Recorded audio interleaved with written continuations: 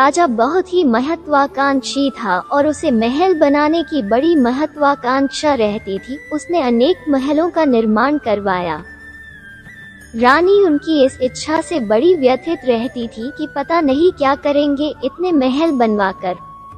एक दिन राजा नदी के उस पार एक महात्मा जी के आश्रम के वहां से गुजर रहे थे तो वहां एक संत की समाधि थी और सैनिकों से राजा को सूचना मिली कि संत के पास कोई अनमोल खजाना था और उसकी सूचना उन्होंने किसी को न दी, पर अंतिम समय में उसकी जानकारी एक पत्थर पर खुदवाकर अपने साथ जमीन में गड़वा दिया और कहा कि जिसे भी वो खजाना चाहिए उसे अपने स्वयं के हाथों से अकेले ही इस समाधि से 84 हाथ नीचे सूचना पड़ी है निकाल ले और अनमोल सूचना प्राप्त कर ले। और ध्यान रखे उसे बिना कुछ खाए पिए खोदना है और बिना किसी की सहायता के खोदना है, अन्यथा सारी मेहनत व्यर्थ चली जाएगी।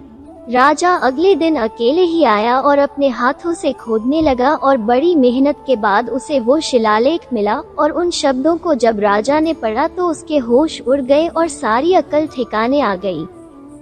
उस पर लिखा था, हे राहगीर, संसार के सबसे भूखे प्राणी शायद तुम ही हो और आज मुझे तुम्हारी इस दशा पर बड़ी हंसी आ रही है। तुम चाहे कितने भी महल बना लो पर तुम्हारा अंतिम महल यही है, एक दिन तुम्हें इसी मिट्टी में मिलना है। सावधान राहगीर, विस्मयादिबोधक चिन्ह, विस्मयादिबोधक चिन्ह।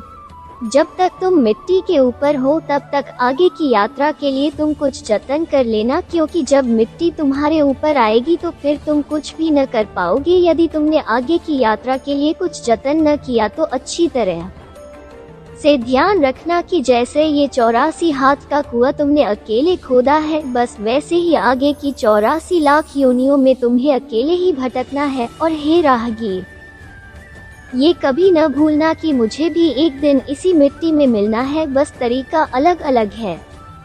फिर राजा जैसे तैसे करके उस कुएं से बाहर आया और अपने राजमहल गया, पर उस शिलालेख के उन शब्दों ने उसे झकझोर के रख दिया। सारे महल जनता को दे दिए और अंतिम घर की तैयारियों में जुट गया।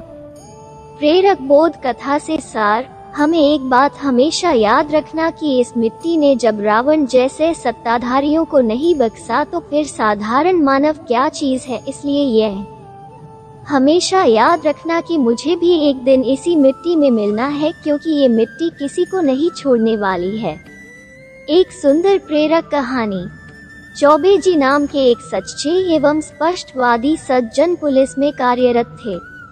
वे हमारी दुकान से कपड़ा उधार ले जाया करते थे तथा समय पर रुपए वापस कर देते थे। अंतिम बार जब कपड़ा उधार खरीदा तब उन्हें यह नहीं मालूम था कि उनका अंतिम समय आ गया है। वे कपड़ा खरीदकर अपने गांव चले गए। वहां जाकर बीमार पड़ गए और उन्हें भरोसा हो गया कि अब बचना मुश्किल है। उनके इकलौते पुत्र को मालूम पड़ा तो वो सेवा शुश्रूषा के लिए ग्वालियर से अपने गांव चला आया। चौबे जी ने अपने बेटे से कहा, रामदेव, विस्मयादिबोधक चिन्ह भूल मत जाना। मैं ग्वालियर से भूरा सेठ की दुकान से कपड़ा उधार लाया था। मेरे मरणोपरांत तुम उनके रुपए जरूर दे आना। भगवान की मर्जी, कुछ दिन बाद उनकी जीवन लीला समाप्त हो गई। रामदेव को ग्वालियर में सर्विस पर ड्यूटी ज्वाइन करनी थी, अतः वे वापस आ गए। इधर देहावसान के कुछ दिन बाद हमें मालूम पड़ा कि चौबे जी का स्वर्गवास हो गया। हमारे मन में विचार आया कि चौबे जी तो बड़े सच्चे, ईमानदार तथा स्पष्टभाषी एवं हमारे अत्यंत प्रेमी थे। उनके खाते में हमारे रुपए लेना निकल रहे हैं, भगवान की बही में भी जरूर बाकी निकल रही होगी। चौबे जी को कहीं उसकी सजा न मिल जाए, इसलिए हमने अपनी अपनी जेब से रुपए निकालकर दुकान के गल्ले में रख दिए और खाते में जमा कर दिए। 5-7 दिन बाद उनके सुपुत्र आए और बोले, पिताजी की तरफ कितने रुपए देना बाकी है? हमने कहा, कुछ नहीं लेना है। वे बोले, पिताजी ने मृत्यु से पहले मुझे कहा है कि तुम रुपए जरूर देकर आना। हम दोनों में रुपए लेने तथा न देने के विषय में बहस होती रही। आखिर वे बोले कि आप अपना खाता निकालें। हमने खाता निकालकर उन्हें दिखा दिया। उन्होंने जमा की तारीख पकड़ ली और हंसकर कहा कि हमारे पिताजी तो इस तारीख के 10 दिन पूर्व स्वर्ग लोक पधार चुके थे। रुपए कौन जमा कर गया? क्या वे स्वर्ग से आकर जमा कर गए? हमने उत्तर दिया कि हमारे यहाँ खाते में जमा है, इसलिए हम रुपए नहीं लेंगे।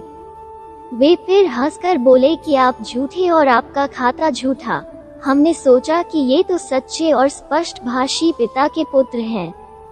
आखिर हमने मान लिया और सच्ची बात बता दी और निवेदन किया कि भाई चौबे जी आपके पिता और हमारे मित्र थे।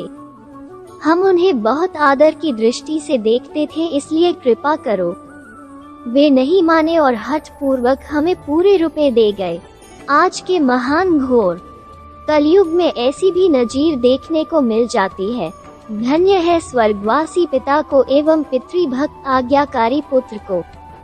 कहानी से सीख, अच्छी या बुरी नीति से जो भी हम कमाते हैं उसका असर हमारी संतान पर पड़ता है और वह वैसे ही रास्ते पर चल पड़ती है। इसलिए हमें हमेशा सच्चाई और ईमानदारी का रास्ता चुनना चाहिए, जिसका असर हमारी आने वाली पीढ़ियों पर पड़े और हम दुनिया के लिए मिसाल बन जाएं।